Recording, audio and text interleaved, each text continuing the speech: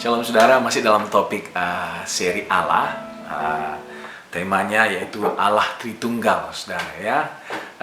Waktu lalu saya bahas mengenai Allah Tritunggal, masuk akal enggak itu ya. Hari ini saya mau bahas mengenai Allah Tritunggal itu penting enggak sih gitu ya. Perlu enggak sih itu gitu saudara ya.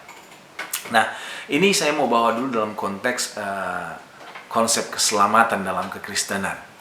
Kita tahu bahwa Allah itu mati di kayu salib, kemudian bangkit, naik ke surga, memberikan Roh Kudus-Nya kepada kita, saudara ya.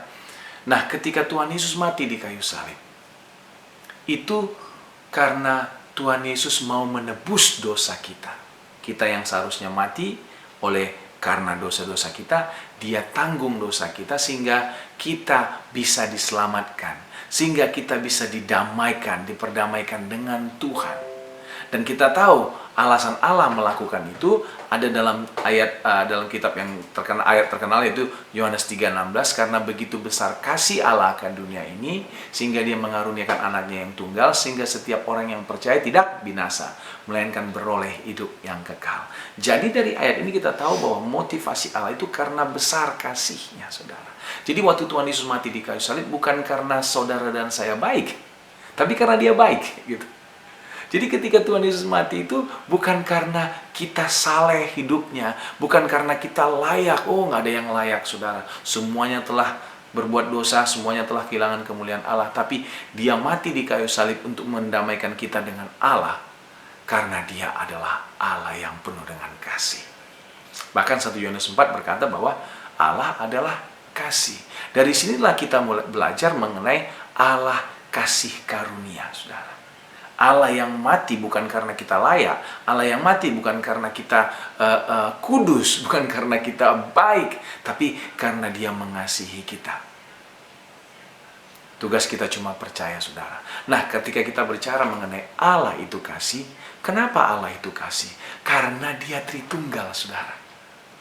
Kenapa Allah itu kasih? Karena Dia Tritunggal. Kita tahu bahwa kalau Allah itu cuma Allah yang satu pribadi, ketika semuanya belum ada yang diciptakan, bagaimana kita katakan Allah itu kasih? Dengan siapa Dia membagi kasih-Nya? Dengan siapa objek Dia bisa mencurahkan kasih-Nya? Relasinya mungkin gak ada, saudara ya. Enggak, itu yang kita bahas mengenai masuk akalkah itu, saudara. Tapi justru karena Dia Allah Tritunggal, ada community, ada komunitas dalam Trinity itu, saudara, di mana kasih itu meluap-luap di antara Allah Anak, Allah Bapa, Allah Roh Kudus. Itulah yang membuat manusia diciptakan. Saya sudah bahas sebelumnya bahwa Dia tidak butuh manusia, saudara. Kalau Dia butuh apapun, Dia bukan Allah. Tapi karena luapan kasih-Nya Dia ciptakan kita. Oleh karena itulah Dia bisa menunjukkan kasih-Nya, Dia bisa menyatakan dalam firman-Nya, Allah itu adalah kasih. Dari situlah kita tahu karena Dia kasih, Dia memberikan hidupnya tanpa ada yang minta. Itulah yang kita sebut dengan Allah kasih karunia, saudara. The God of grace. Dia mati bukan karena saudara dan saya baik, tapi karena Dia baik. Bukan karena saudara dan saya layak, tapi karena Dia adalah Allah kasih. Itu penting banget dalam konteks keselamatan orang percaya, saudara. Dia lakukan itu karena kasih. Jadi kita bisa menerimanya sebagai kasih karunia. Yang kedua yang penting juga adalah mengenai kenapa Allah Tritunggal itu, doktrin Tritunggal itu penting, karena itu bicara mengenai konfirmasi mengenai keilahian daripada Tuhan Yesus. Haleluya. Yesus itu adalah Allah, saudara. Bagaimana kita mau percaya Dia bisa menyelamatkan kita, mati bagi kita, kalau Dia bukan Allah?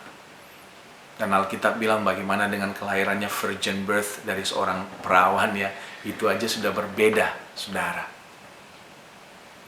Dia adalah Allah. Itu konteks daripada Trinity. Dan Dia juga apa, saudara? Tuhan Yesus mengajarkan kita untuk berdoa kepada Allah Bapa. Bahkan Yohanes 14:6 berkata bahwa Yesus berkata, aku adalah jalan kebenaran dan hidup. Tidak ada yang sampai kepada Bapa kalau tidak melalui aku. Jadi Tuhan Yesus sudah memperkenalkan Allah Bapa dengan secara jelas dalam ayat-ayat di perjanjian baru, saudara. Bahwa kita nggak bisa ke Bapa kecuali melalui Yesus. Bagaimana mungkin? Itu ada dalam konteks Tritunggal Allah. Mungkin kita berpikir itu penting nggak untuk saya selamat? Ya itu penting saudara, tapi mungkin kita nggak sadar bahwa kita sudah menghidupi konsep atau doktrin Trinity dalam kehidupan kita. Kita berdoa kepada Bapa, bukan? Bahkan Alkitab berkata bahwa kita nggak boleh menyembah ciptaan, alam, binatang, bahkan manusia. Kita harus menyembah Allah. Tapi Alkitab bilang kita harus menyembah Yesus. Kitab Wahyu juga bahwa kita nanti akan menyembah Yesus sebagai Tuhan dan Juru Selamat kita. Bahkan Roh Kudus, saudara ya. Tanpa sadar kita bilang Allah Roh Kudus, Allah Tritunggal. Kita menghidupinya. Roh Kudus ini yang membawa kita datang percaya kepada Yesus. Alkitab berkata, saudara, Roh Kudus ini yang menyucikan, menguduskan kita, yang menegur kita, yang menginsafkan kita. Roh Kudus yang membaharui kita dan menjadikan kita menjadi lahir baru, saudara. Tanpa Roh Kudus, kita nggak bisa sampai kepada Yesus.